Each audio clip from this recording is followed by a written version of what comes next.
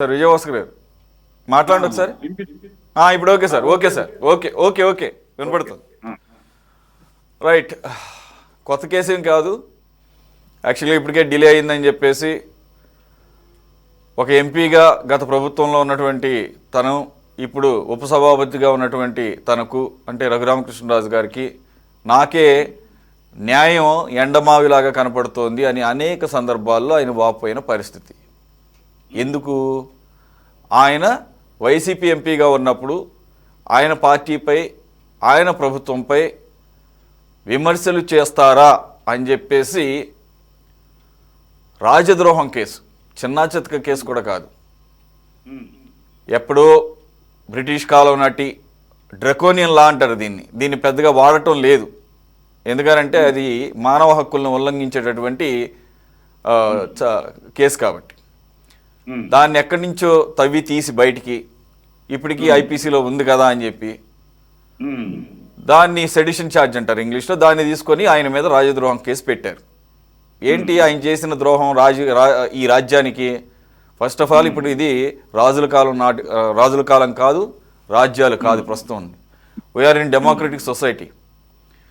మనం మానవ హక్కులు, రాజ్యాంగం, ప్రజాస్వామ్యం పరిడవిల్లుతున్నటువంటి ఒక ప్రజాస్వామిక దేశంలో ఉన్నాం.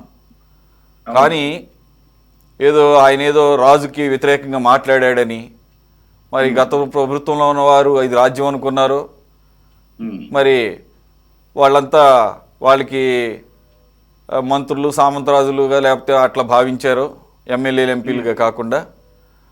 మరి ఆయన ఏమైనా రాజుగా ఊహించుకున్నాడో, మొత్తానికైతే సొంత పార్టీ మీదే ఇలా విమర్శలు చేస్తారా అని చెప్పేసి, చాకిరీ పెడతారా డైలీ అని చెప్పేసి వారిద్దరి మధ్యన ఉన్నటువంటి ఈగో క్లాషెస్ని ఆ రకంగా రాజద్రోహం కింద మలిచి, సరే మలిచారు, ఏదో కేసే ఒక డ్రకోనియన్ కేసు, కానీ కస్టడీలోకి తీసుకొని థర్డ్ డిగ్రీ ప్రయోగించారు తన మీద అని చెప్పేసి ఆయన అనేక సందర్భాల్లో కళ్ళకు కట్టినట్లు చెప్పారు.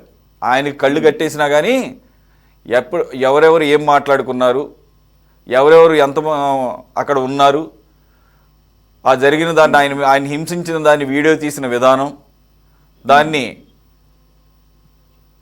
బిగ్ బాస్కి చూపించారు ఆయన కళ్ళలో ఆనందం చుట్టం కోసం అని చెప్పేసి.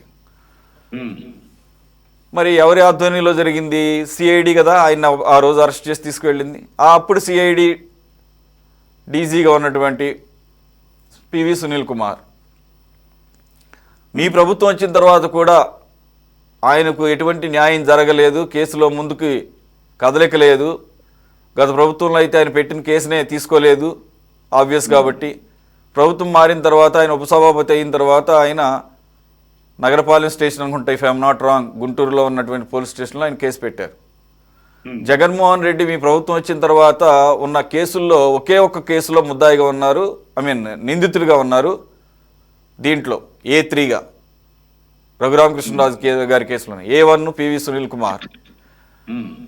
సో ఆయన ఏదైతే A1 ఉన్నారో సునీల్ కుమార్ని కనీసం పిలిచి విచారణ కూడా చేయలేదని చెప్పేసి అనేక సందర్భాల్లో కూటమి ప్రభుత్వం మీద అసంతృప్తి వెళ్ళగక్కినటువంటి పరిస్థితి చూసాం. మొత్తానికి టైం వచ్చినట్టుంది. ఆయన్ని పిలిస్తే మొదటిసారి ఇంట్లో కొంతమంది కుటుంబీలకి అనారోగ్యం అనే అటెండ్ కాలేదు. సో ఈరోజు మళ్ళీ సెకండ్ టైం రమ్మని సమన్స్ ఇస్తే ఈరోజు అటెండ్ అయ్యారంటున్నారు. ఏంటి ఇప్పుడు వరకు మీరు అవలంబించినటువంటి, అఫ్కోర్స్ మీరు అనొచ్చు చట్ట ప్రకారంగా వారి పని వాళ్ళు చేస్తున్నారని, మరి పిలవడమే డిలే అయింది, లేట్ అయింది. వీళ్ళంతా ఐపీఎస్ అధికారులు, వీళ్ళకి ఎలా మాట్లాడాలో తెలుసు. మామూలు చిన్న చిన్న వ్యక్తులే నాకేం గుర్తులేదు, మర్చిపోయాం అని చెప్తున్నప్పుడు ఈయనంత సీనియర్ ఐపీఎస్ ఆఫీసరు ఈయన ఎలా లొంగుతాడు?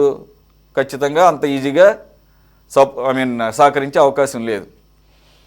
మరేదో రఘురామకృష్ణరాజు గారి కళ్ళ నీళ్ళు తొడవడానికి ఏదో పిలిచాము, ప్రశ్నలు వేసాము, పంపించేసామన్న రీతిలోనే ఉంటారా? ఇది ఎందుకు అడగాల్సి వస్తుందంటే, మరి ఆయన సామాజిక వర్గాన్ని చూసి అనుకుంటా ఇప్పటి వరకు విచారణకు పిలవడానికి ఎంత టైం తీసుకున్నారనేది నా ఆరోపణ కాదు, రఘురామకృష్ణరాజు గారి ఆరోపణ. What you say sir? ఇది ఇప్పుడు వైసీపీ పార్టీలో ఆయన ఎంపీగా గెలిచాడు. వాళ్ళ పార్టీలో అవలక్షణాలని, వారి ప్రభుత్వంలో అవినీతిని, అక్రమాలని ఆయన ప్రశ్నించడం ప్రారంభించాడు. అది తట్టుకోలేని మీరు ఇంతకుముందు ఉపోద్ఘాతంలో పేర్కొన్నట్టు మధ్యయుగాల నాడు రాచరిక వ్యవస్థలో వారి విధానాలు చెల్లుబాటు అవుతాయి, కానీ ప్రజాస్వామ్యంలో ఇప్పుడు ప్రజాస్వామ్యం పరిడి వెళ్తున్న ఈ భారతదేశంలో, అందులో ప్రపంచంలో పెద్ద ప్రజాస్వామిక వ్యవస్థగా ఉన్నటువంటి ఈ భారతదేశంలో జగన్మోహన్ రెడ్డి ఆలోచన విధానాలు, కాలదోషం పట్టిన విధానాలు అనేది వారు గ్రహించకుండా అధికారం అంటే ఇష్టారాజ్యం, నేనే చక్రవర్తిని అన్న రీతిలో వారి పరిపాలన సాగింది. అందుకే నిన్న ప్రతిపక్ష పాత్ర గడ నోచుకోకుండా వాళ్ళు 1.5 సంవత్సరాల కాలం నాడు జరిగినటువంటి సాధారణ ఎన్నికల్లో ఘోర ఓటమిని చవిచూడడానికి ప్రధాన కారణం. జగన్మోహన్ రెడ్డి గారి ప్రభుత్వం మీద మొట్టమొదటిసారిగా రఘు రామకృష్ణరాజు గారితోనే వ్యతిరేకత పెళ్ళూపుకింది. సొంత పార్టీ ఎంపీ వారి పార్టీలో విధానాలు నచ్చక, ప్రభుత్వం నడవడిక సరిగా లేదనే ఉద్దేశంతో ఆయన సద్విమర్శ చేస్తుంటే వారి మీద పరంపరగా ఆరోపణలు చేయడమే కాకుండా వారిని కస్టోడియల్ టార్చర్కి గురి చేశారు. అసలే ఆయన బీపీ, షుగరు ఇంకా అనేక వ్యాధులతో బాధపడుతున్నాడు. ఆయన సీనియర్ సిటిజన్. మరి అలాంటి వ్యక్తిని నిర్దాక్షిణ్యంగా బంధించి, అందులో ఉన్నతాధికారి అయినటువంటి ఆ సునీల్ కుమార్ గారు కొంతమందిని ముసుగులు తొడిగించి ఆయన గుండెల మీద కూర్చోబెట్టి రాక్షసంగా గుండెల మీద బాదారు, గుండెల మీద బరువులు పెట్టారు. అదేవిధంగా ఆయన కాళ్ళ మీద 3rd డిగ్రీ మెథడ్స్ ఉపయోగించి వీపు మీద, కాళ్ళ మీద పూర్తిగా హింసాత్మక చర్యలకు పాల్పడ్డారని చెప్పేసి ప్రజలు తీవ్రంగా కలత చెందిన సందర్భం అది. మరి ఆ పరిస్థితుల్లో మీరు అన్నట్టు అది ఎప్పుడో బ్రిటిష్ కాలం నాడు బాలగంగాధర్ తిలక్ స్వరాజ్యం నా జన్మ హక్కు అంటే ఆయన్ని తీసుకుపోయి మాండలే జైల్లో పెట్టారు, అండమాన్ నికోబార్ అక్కడ బర్మాలో. అదేవిధంగా చాలా మందిని వీర సావర్కర్ని తీసుకుపోయి అండమాన్ నికోబార్ దీవుల్లో ఉన్నటువంటి సెల్యులార్ జైల్లో పెట్టారు. అదేవిధంగా గణమెత్తి ప్రశ్నించినందుకు చాలా మందిని 3rd డిగ్రీ మెథడ్స్ ఉపయోగించింది బ్రిటిష్ ప్రభుత్వం. అదేవిధంగా ఇంక్విలాబ్ జిందాబాద్ అన్నందుకు రాజగురు, సుఖదేవ్, భగత్ సింగ్ని ఉరి శిక్షకు గురి చేసింది. అదేవిధంగా చంద్రశేఖర్ ఆజాద్ స్వాతంత్రమైన నా జన్మ హక్కుని ఆల్ఫ్రెడ్ ఫార్క్ అలహాబాద్ లో నిందించిన దానికి ఆయన చుట్టూ పోలీసు మోహరిచ్చి కాల్పులు జరగకపోతే తనకు తను కాల్చుకున్న చరిత్ర చంద్రశేఖర్ ఆజాద్ది. అదే విధంగా మాస్టర్ దా, ఇప్పుడు బంగ్లాదేశ్ లో ఉన్న భూభాగంలో సూర్యసేన్ ఆయన మాస్టర్ దా అంటారు. ఇలాంటి వాళ్ళందరినీ ఆ రోజు బ్రిటిష్ ప్రభుత్వం నిర్దాక్షిణ్యంగా చంపేసింది, ఇబ్బందులకు గురి చేసింది. మరి అదే రాజ్యహింస ఈ జగన్మోహన్ రెడ్డి హయాంలో మనం చూసాం. అటు రాజ్యహింస చివరికి ఎన్నికలు సమీపిస్తున్నాయని చెప్పి సుమారు 4 సంవత్సరాల పైగా ఏ కేసులు, ఏ ఆరోపణలు లేని పరిస్థితుల్లో సాక్షాత్తు తెలుగుదేశం పార్టీ అధ్యక్షుడైన చంద్రబాబు నాయుడు గారిని నిర్దాక్షిణ్యంగా ఏకొందరవున బస్సులో నిద్రపోతున్న వ్యక్తిని అరెస్ట్ చేసి ఆయన్ని రాజమండ్రి జైల్లో దోమలు సంచరించే గదిలో, ఎలుకలు సంచరించే గదిలో, పోతే వెంటిలేషన్ లేని గదిలో, ఏసీ లేని గదిలో, మరి ఫ్యాను లేకుండా, మరి ఆ యొక్క కనీసం ఆయన చట్టసభకి అనేక సార్లు ఎంపికైన చరిత్ర ఉన్న, అప్పటికే 8 సార్లు చట్టసభకి ఎంపికైన మనిషి, రాష్ట్ర ముఖ్యమంత్రిగా ఉమ్మడి రాష్ట్రాన్ని 9 సంవత్సరాలు, నవ్యాంధ్ర 5 సంవత్సరాలు పాలించిన వ్యక్తి, ఎన్డీఏ గవర్నమెంట్ కన్వీనర్ గా వాజ్పేయి ప్రభుత్వంలో చేసిన వ్యక్తిని, సీనియర్ సిటిజన్ ని నిర్దాక్షిణ్యంగా అణచివేసిన చరిత్ర జగన్మోహన్ రెడ్డి. అదేవిధంగా అచ్చెన్నాయుడు ఫైల్స్ ఆపరేషన్ తో బాధపడుతూ ఉంటే నిర్దాక్షిణ్యంగా ఆయన అర్ధరాత్రి తీసుకుపోయి దేశం అంతా తిప్పి అరెస్ట్ చేసిన పరిస్థితి. పోలీస్ స్టేషన్ లో ఆయన్ని టార్చర్కి గురి చేశారు. సార్ విజయభాస్కర్ గారు మీరు చెప్తున్నవన్నీ కూడా వాస్తవాలు. మనం గత ప్రభుత్వ హయాంలో చూసాం, కాదంటలేదు.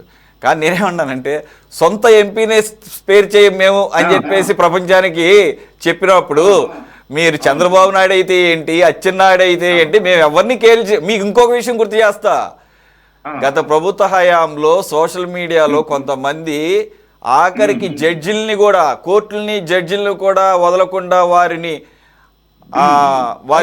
చెరబడుతుంటే, సుప్రీంకోర్టు ప్రధాన న్యాయమూర్తి ఎన్వి రమణ గారు ఒక తెలుగువాడు సుప్రీంకోర్టు అది కూడా కాదు ఆయన ప్రధాన న్యాయమూర్తి కాకుండా అడుగడుగున అడ్డుకోవడానికి ప్రయత్నం చేసినటువంటి మూర్ఖ శిఖామణి ఆయన.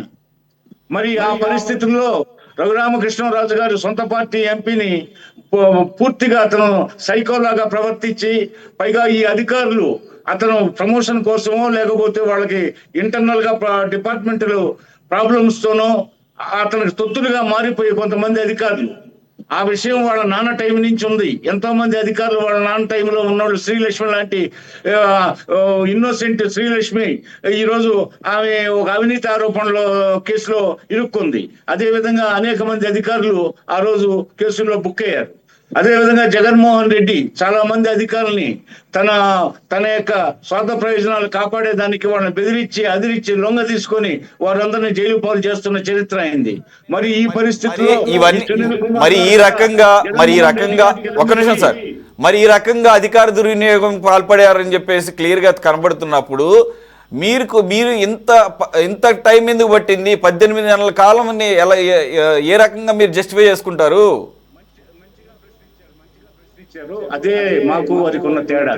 మాది ప్రజాస్వామ్య పరిపాలన, మాది జనతా ప్రభుత్వం, ప్రజల ప్రభుత్వం. ఇది పోతే మేము అన్ని వ్యవస్థల్ని నిర్వీర్యం చేశాడు కాబట్టే జగన్మోహన్ రెడ్డిని మాకు వారి విధానానికి మా విధానానికి ఉన్న తేడా చూపించాలా, రాజ్యాంగ స్ఫూర్తిని మేము నిలబెట్టాలా. అందువల్ల మేము 1.5 సంవత్సరం అయింది అధికారంలోకి వచ్చి. న్యాయం జరగడంలో ఆలస్యమైంది అంటున్నారు, కానీ తొందరపడి నిర్ణయాలు తీసుకోకూడదు. 1.5 సంవత్సరం నాడు మా ప్రభుత్వం ప్రమాణ స్వీకారం చేసిన మరుక్షణమే వారందరినీ ఎందుకు అరెస్ట్ చేయలేదు, ఎందుకు జైలు పాలు చేయలేదు, ఎందుకు శిక్షలు విధించే సెక్షన్లు పెట్టి వారికి త్వరితగతిన శిక్షలు అమలు జరిగేటట్టు చూడలేదనేది మీ ప్రశ్న. నిజమే, మీరు ప్రశ్నించింది. కానీ నాకు ఆపాదించకండి, అది నా ప్రశ్న కాదు, నాకు ఆపాదించకండి. అది నా ప్రశ్న కాదు, నాకు ఆపాదించకండి. మీరు వారి అభిప్రాయాన్ని నేను జర్నలిస్ట్ గా తప్పు జరిగితే క్విక్ గా చర్యలు తీసుకోవాలి, తప్పు జరగకపోతే అన్యాయంగా చట్టవిరుద్ధంగా చేయకూడదని చెప్పే వ్యక్తిని. ఇప్పుడు మీకు అక్కడ జరిగిందని తెలిసినప్పుడు చట్ట వ్యతిరేకంగా ఆయన అరెస్ట్ చేశారు, చట్ట వ్యతిరేకంగా ఆయన 3rd డిగ్రీ ప్రయోగించారని చెప్పేసి కనుక మీరు నమ్ముంటే, మీ ప్రభుత్వంలో ఉన్నటువంటి అధికారులు నమ్ముంటే, మరి దాన్ని ఏమంటారంటే జస్టిస్ డిలేడ్ ఈజ్ అంటారు కదా, అలాగూ డిలే చేయడం కూడా తప్పే అంటున్నా. కాదు ఈ విచారణలన్నీ తుది దశకి చేరాయి. విచారణ తుది దశకి చేరింది.